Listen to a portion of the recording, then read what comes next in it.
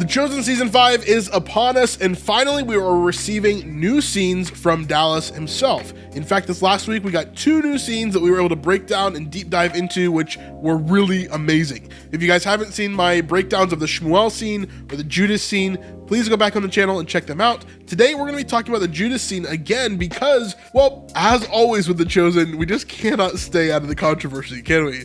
So let's talk about that tonight. Let's talk about this Judas scene and where this controversy comes from, and my thoughts on it, as well as Dallas's thoughts on it as we jump into it tonight. So here we go. First off, let's jump into the scene. Let's talk about the portion of the scene that was the most controversial. It's right back to back here, so let's watch this section of the scene.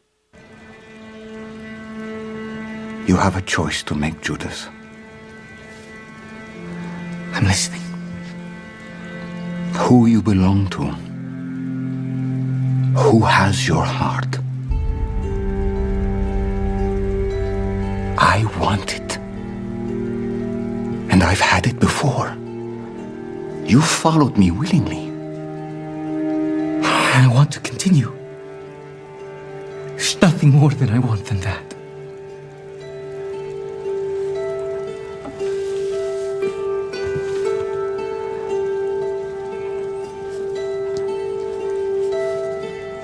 Then I will pray for you. So this is the small section of the scene that is the most controversial out of everything. There are 2 things that we're going to kind of break down here.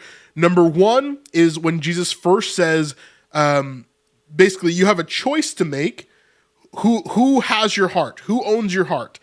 Who does your heart belong to? Okay. Basically, Jesus is asking, does your heart belong to me or does it belong to the world? Does it belong to your business? Does it belong to what you think is correct or does it belong to who I am as a whole, right? That's number 1. The second one is this last section here where he says, then I will pray for you, okay? There's a couple of different things that this sparked controversy over, okay? So let me kind of break it down.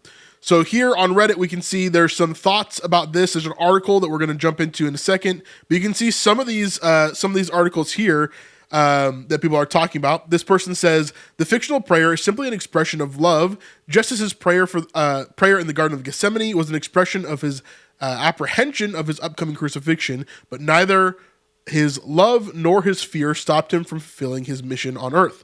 So this is kind of a foreshadowing of what we're going to talk about tonight. We're going to talk about that prayer in the garden, but we're going to talk about a lot of other things as well. Here's some verses that people are pointing out. Pray for those who despitefully use you, is a Bible verse from Matthew 5 and Luke 6:27. We see some other people who are kind of upset about certain parts of it. So to say that the issue is Jesus praying for Judas is dishonest. The concern is over this line here. Who has your heart? I want it, and I've had it before. So this question comes down to a couple of different things, okay, which we're going to get into tonight. But remember, there's 2 issues we're looking at here. One is Jesus owning his heart and that he's had it before. This is almost a question of Arminianism versus, oh man, my brain just totally denied me the answer to what I was looking for.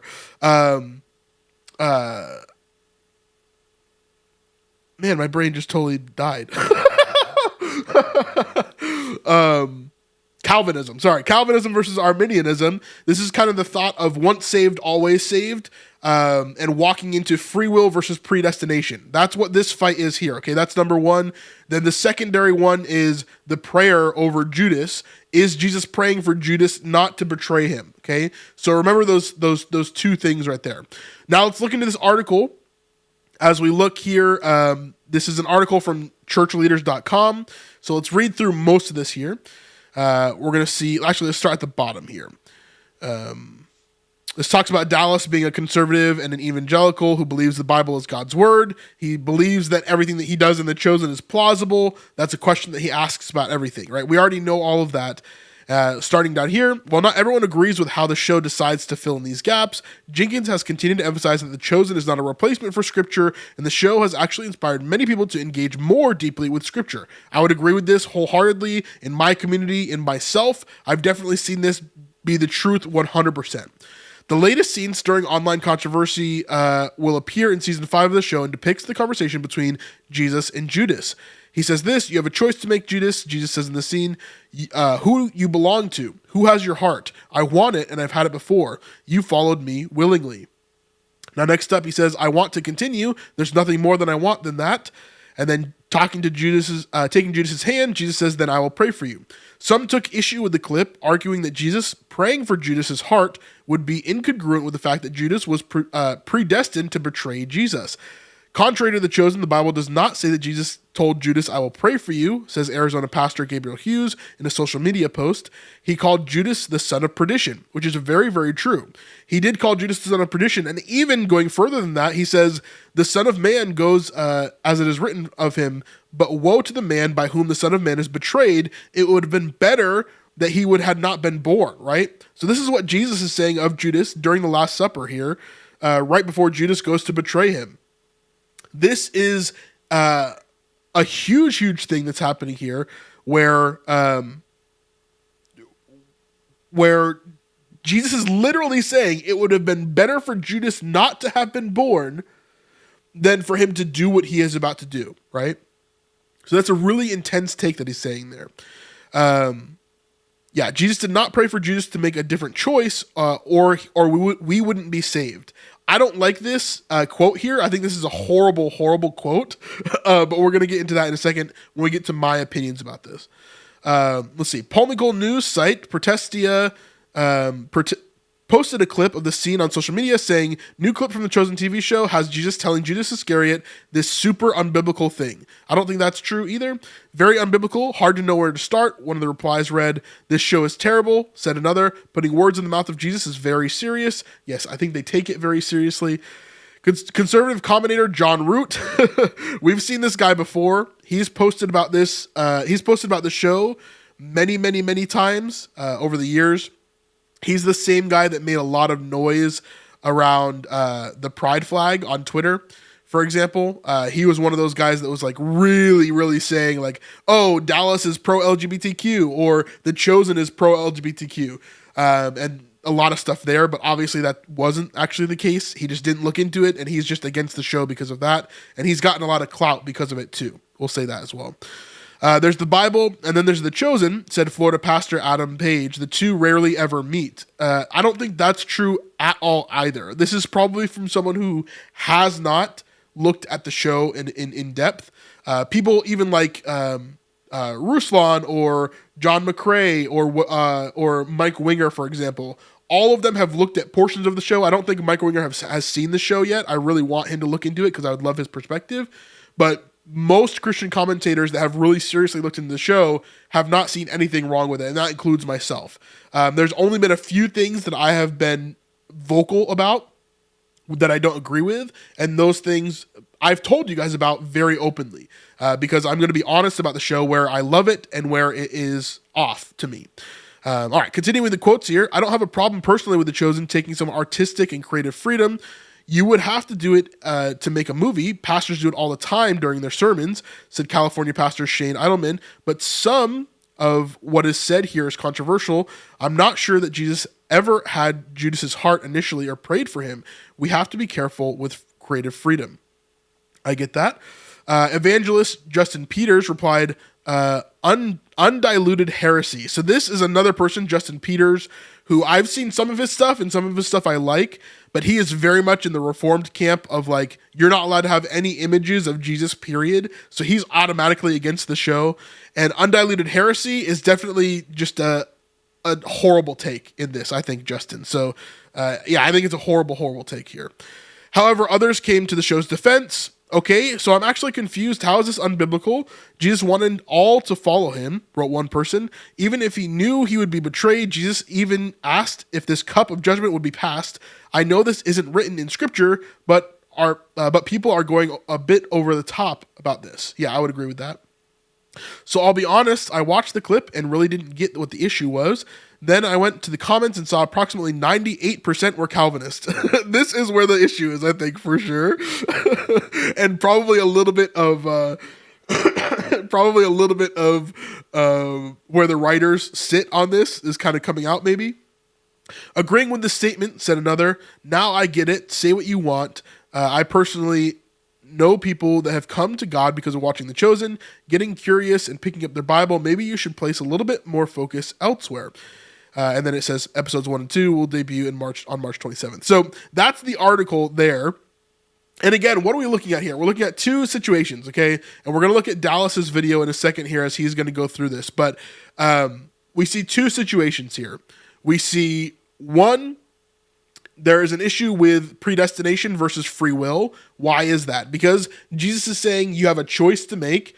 Who does your heart belong to, right?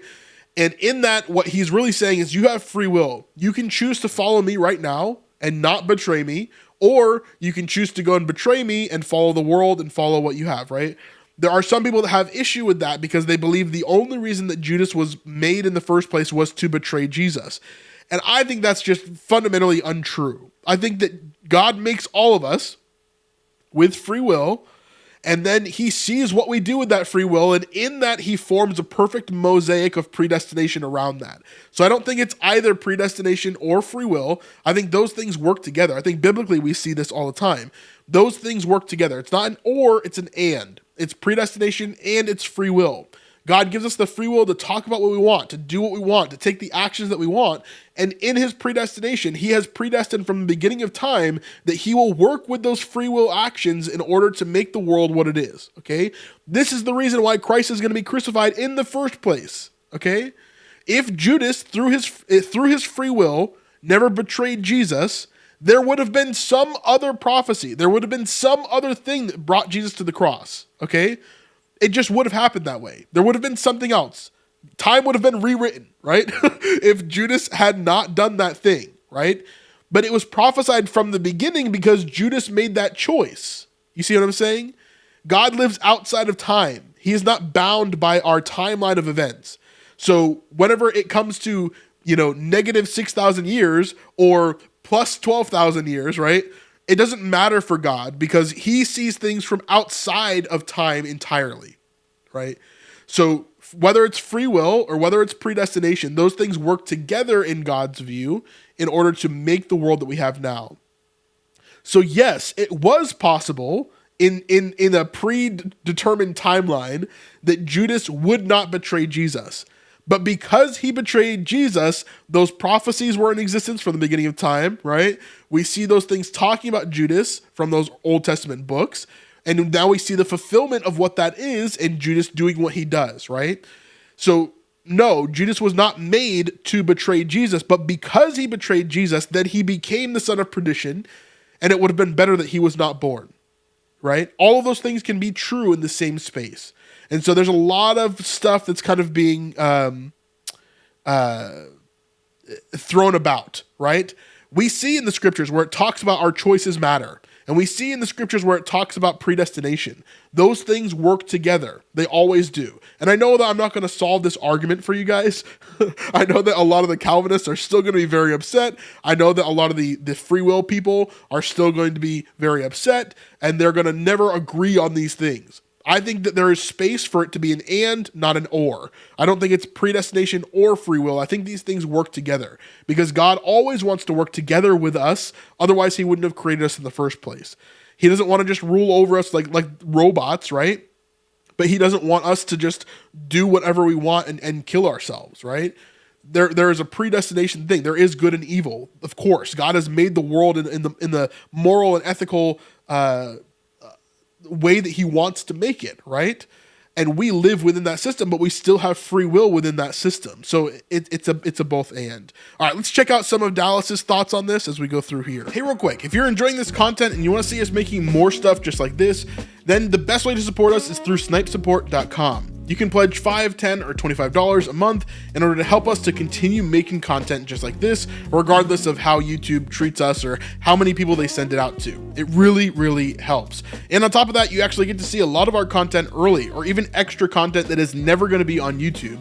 There's a lot of stuff over there that is just for our Patreon people, including full live streams that are more than just what you're seeing here on YouTube. So if you're interested in that, we'd love to have you over there. And of course, let's continue on with the video. They're silly and they love to read minds. They love to take things out of context. They love to claim things were said that weren't there, such as Jesus praying for Judas to change his mind, which of course is not in the show. But all that kind of stuff comes up, and I'm not actually talking to those folks. I'm not trying to, I don't care to convince anyone else. I'm talking to you, the person who is either genuinely seeking or genuinely trying to understand, or maybe isn't as familiar with some of these topics or issues, or also has a friend who came to you and said, why do you watch this heretical show? And it'd be good for you to have an answer. So let's talk a little bit. So here's what the issues are, and these issues, by the way, are discussed by myself and my co-writers and our biblical roundtable experts. We have two groups, two teams who. Yeah, from what I've heard behind the scenes of The Chosen, there's upwards of like 20 to 25 biblical experts that look at the scripts now. It's not just the 3 people that we see on the biblical roundtables. It's a large group of national and international Bible experts that look at these scripts in order to kind of make them work the way that they do. I'm going to skip forward a little bit here because I'm not going to watch all 13 minutes of this. If you want to check out Dallas's video, go to the Chosen YouTube channel and you can check out the full video over there. But let's continue on from here. Are linked. Also, another issue that might come up or a question is when Jesus says, I've had your heart and I want it. Now, no, this is not referring to salvation. I don't actually believe you can just gain and lose your salvation at your own will, at any moment in time. And I'm not going to get into the whole Calvinism versus Arminianism debate here. Because if Jesus could pray for unbelievers while they were crucifying him, it seems, and this is another Dr. Huffman quote, it seems that Jesus could pray for Judas even while Judas was planning to betray him. So all of these issues come up in a scene like this. And Dr. Huffman also says, could Jesus pray to God the Father asking for Judas Iscariot to not betray him? Well, we'll get to that. So yeah, so this is where he brings up the Garden of Gethsemane later on. So the correlation here is if could Jesus have prayed for Judas not to betray him? He could have, right? But it doesn't mean that's what would happen, because Jesus in the garden prays for this cup to be passed from him. And yet it wasn't, because Jesus was giving us a perfect example of what a prayer looks like. You go to God with what you want and what you need, and then God's will be done regardless. And you have to be okay with that, right? You live in God's will. And so you're asking him what his will is while you're still showing him yourself and what you are about, right? So Jesus in the garden goes, Father, if it's your will, take this cup from me, right? And he's obviously has fear there. He obviously has pain there. It's obviously an intense moment for him. But in the end, he says, but not my will, but your will be done, right? And so through that, this is a perfect example of what prayer should be, of what a petitioning prayer should be, right? And that is not my will, but your will be done. Here's what I'm asking, but not my will, but your will be done, right? And continuing to live in that and be okay with that, whatever it is. Now, moving on from that, we also get this section here where he talks about kind of getting into more of the stuff here. This phrase, Matthew 5:44. Reading it just to make sure I don't mess it up. Pray for your enemies and those who persecute you. Luke 6. Luke 6, when there's like about an 8 to 10 verse range where it talks about some of the stuff, and here's a couple of excerpts. But I say to you who hear, love your enemies, do good to those who hate you, bless those who curse you, pray for those who abuse you. And then later, but love your enemies and do good and lend, expecting nothing in return, and your reward will be great, or your reward will be great, and you will be sons of the Most High, for he is kind to the ungrateful and the evil. Be merciful, even as your Father is merciful. So in all of these passages, he's talking about praying for your enemies, praying for those who curse you, praying for those who do evil. Jesus did not say, but I won't, because I happen to be a member of the Trinity and don't need to pray. So he did not say that. There are, of course, this is the second main point, there are many ways to pray for someone. Many reasons to do so. Compassion is a big one. Jesus could have had, must have had compassion for Judas in many ways. Yeah. He can pray out of sorrow. There are many psalms that the Jews would have prayed at that time, including Jesus, that were songs of lament. He had compassion for those who rejected him. He had compassion and sorrow for Jerusalem. Again, the big thing for me about the prayer section is like, Jesus came for everybody, not just for a couple of people, right? He didn't come for everybody except for Judas. He didn't come for everybody except for Cain. He didn't come for everybody except for Esau, right? And yet he writes, Jacob I loved and Esau I hated. So what does that mean, right? It's because of Esau's decisions that God was predestined to put him in the position that he was in. Because of Esau's decisions, right? It's something that we cannot comprehend. Free will and predestination coming together. It's something we cannot comprehend as humans. If we could, we would be God, right? God works outside of our time. He works outside of our ways. He works outside of our understanding. And so because of that, we come to this with such fervor of like, no, we understand. We know exactly how this works. But in actuality, we just don't, right? We just don't. So I think it's somewhere in the middle of all of this, right? Somewhere in the middle of all of this, God works in the way that he knows. But no, I'm not denying the supremacy or the foreknowledge of Jesus.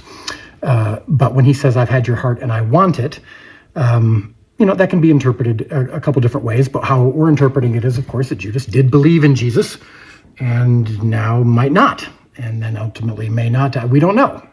Those of an Arminian. So I'm actually going to read a quote here from Dr.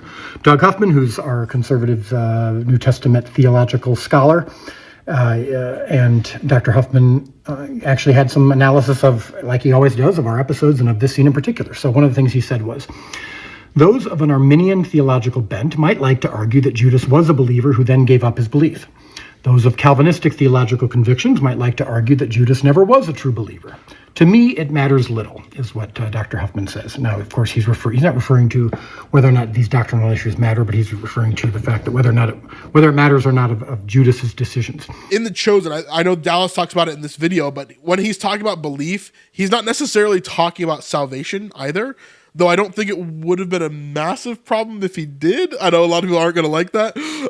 But he's not talking about salvation here in particular. He's not saying, I had your salvation once and I no longer have it, right? There's a difference there, I think. And again, this is the same. I have the same view about predestination and free will as I do between once saved and always saved. Or do we have responsibility in our salvation or do we not? I think it's a joining of the two, right? We have to come to God and say, I choose you. And then it's up to him what he does with our salvation, right? And it's up to him that he saves us, not our own will, right? It's not because of what I do that I'm saved, but I have to accept that salvation in the first place because he's never going to force it on me. So there is, again, a marriage between responsibility and salvation there as well. And so the whole idea of, can you lose your salvation? Can you walk away from God? I don't know where I sit on all of that, right? It's kind of hard to say. But within The Chosen here, Dallas is saying that he's not going into that realm at all. He's not saying that Judas is losing his salvation. He's not even claiming that Judas was saved to begin with. But at some point, Jesus did have his heart. And we do see that within The Chosen as well. For example, the 2x2, right? And we see it in Scripture as well. For example, the 2x2. Where Judas is part of the apostles when he goes out into these different cities and he heals people. He casts out demons, right? He does miracles. How could he do that except for by God, right? Unless he had come from God, as Nicodemus says in John chapter 3, right? So Judas must have this ability through God. And how could he do that if he wasn't being obedient to God at the time? So that's my question to you, is maybe be a little bit more open in that sense as well, of like, maybe Judas was really serious about following Jesus. Maybe he did have a legit relationship with God. Maybe he did have a legit relationship with Jesus as the Messiah, but then something changed for him. Then Jesus started doing things that he did not like. He started doing things that were not like the Messiah that he thought that he was. So there's some vision issues there of where Judas thought the mission should go and where it actually was going to go according to Jesus. So anyway, those are my thoughts on the whole issue there. I do not think that there's a massive controversy here. I think that scene is beautiful. And while it's not a biblical scene, I think it does show a biblical Jesus. The way that he looked at his enemies, the way that he prayed for his enemies, the way that he sought after those who were running away from him. And one of the moments that I love from that scene is when Jesus still takes Judas's hand. When Judas is holding out his hands to him, I thought for a moment that Jesus was going to back away and push Judas away. which we've seen him do with people like the Pharisees and the money changers in the temple, right? He pushes them away.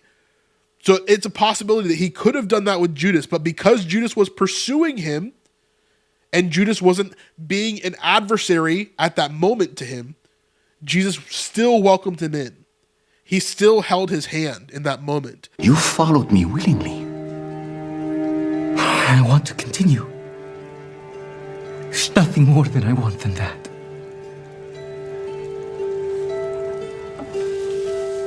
So here I thought Jesus was going to push away his hands, but Judas is pursuing Jesus. And because of this, we see that Jesus welcomes him in. He will always welcome you in, whether you are the son of perdition, or whether you are a Pharisee, or whether you are someone who is literally crucifying him on the cross. If you begin to pursue him, he will always welcome you in, no matter who you are.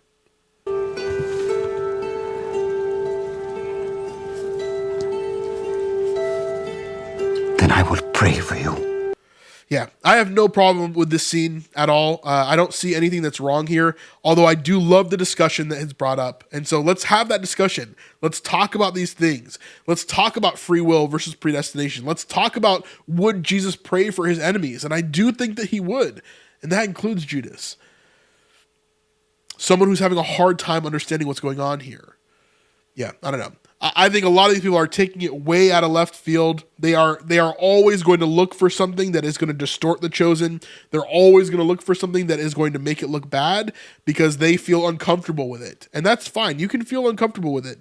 But I would do your research first if you're going to really criticize the show. I would do your research first before you criticize Dallas Jenkins or the writers of the show or anything else that's coming out. Because I think there's a lot more there than what a lot of people realize that are criticizing this. So anyway, let me know your thoughts in the comments down below, as I know that you will. And we'll talk about this a little bit more as it comes out in season 5. So we'll see you on the next one. Peace.